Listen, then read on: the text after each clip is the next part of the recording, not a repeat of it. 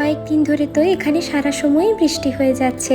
কালকেও প্রচুর বৃষ্টি হয়েছে, তাই কালকে সন্ধেবেলায় কিছু ভাজাভুজি খেতে ইচ্ছে হচ্ছিল।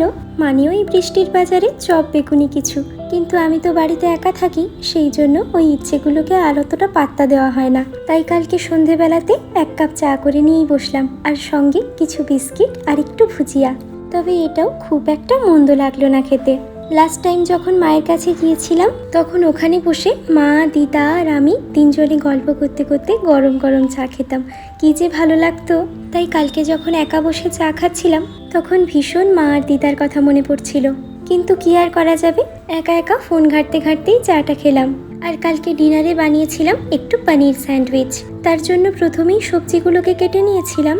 কেটেছি গাজর, শসা, পেঁয়াজ, ক্যাপসিকাম আর টমেটো, সবগুলোকেই না খুব ছোট ছোট করে 4 কোনা করে কেটে নিয়েছিলাম। রেডি করব স্যান্ডউইচের স্টাফিংটা, সেই জন্য সব সবজিগুলোকে একসঙ্গে একটা বোলের মধ্যে ঢেলে দিয়েছি। এবার ওর মধ্যে কিছু মশলা অ্যাড করেছি। দিয়েছি স্বাদমতো লবণ, একটু বিট লবণ আর মরিচ গুঁড়ো, আর দিয়েছি একটু চাট মশলা, কিছুটা অরিগেনো আর একটু চিলি ফ্লেক্স। আর সঙ্গে দিয়েছি 2 রকম সস, একটা হচ্ছে রেড চিলি সস আর একটা হলো পিৎজা পাস্তা সস। আর দিয়েছি বেশ অনেকটা মেয়োনিজ আর অল্প একটু লেমন জুস দিয়েছি। তার উপরে বেশ অনেকটা পনির গ্রেট করে দিয়েছি, আর সব শেষে চিজের একটা স্লাইস অ্যাড করে দিয়েছি। আমি তো পনিরটাকে গ্রেটারে গ্রেট করেছিলাম, কিন্তু তোমরা না হাতেও ম্যাশ করে দিতে পারো। আর হাত দিয়ে পনির ম্যাশ করলে না খাওয়ার সময় বেশ পনিরটা মুখে পড়ে, খুব ভালো লাগে সেই সময়।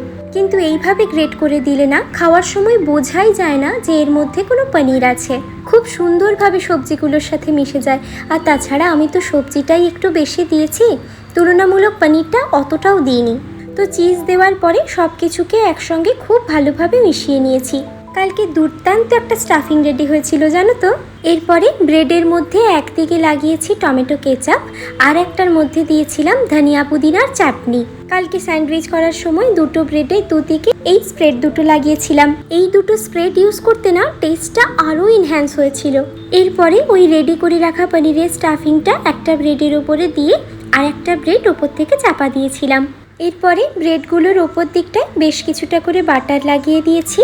বাটারটা একটু মেল্ট করে নিলেও হতো, কিন্তু কালকে আর মেল্ট করিনি।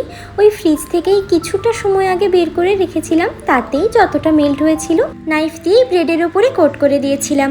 আর আমি কালকে স্যান্ডউইচটা করেছিলাম এয়ার ফ্রায়ার ওভেনে, তো ওভেনেরই ট্রের ওপরে 4টে স্যান্ডউইচ সাজিয়ে দিয়ে ওভেনের মধ্যে দিয়েছিলাম। তো স্যান্ডউইচগুলোকে 180 ডিগ্রি সেন্টিগ্রেডে 5 মিনিটসের জন্য টোস্ট হতে দিয়েছিলাম। প্রথমে একটা সাইড দিয়েছিলাম, তারপরে আবার 5 মিনিট পরে বের করে নিয়েছিলাম।